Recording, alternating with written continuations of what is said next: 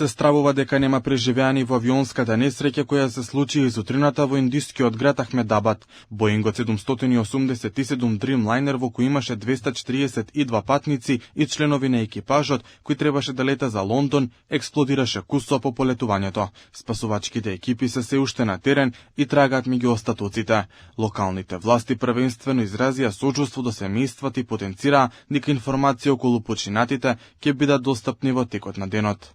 Она што се случи во Ахмедабад е многу трагична несреќа. Изгубивме многу луѓе и им изразуваме најдлабоко сочувство на сите оние кои ги загубија своите најблиски. Разбирам дека има и неколку странци. Тие информации ќе ги добиете од надлежните оддели, Министерството за цивилно воздухопловство, Ер Индија и други.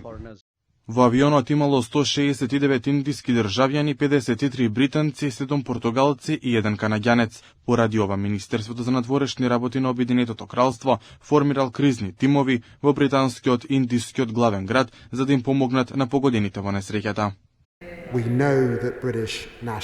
Знаеме дека британски државјани беа во авионот и можам да потврдам дека Министерството за надворешни работи на Велика Британија итно соработува со локалните власти за поддршка на британските државјани и нивните семејства и формираше кризен тим и во Делхи и во Лондон.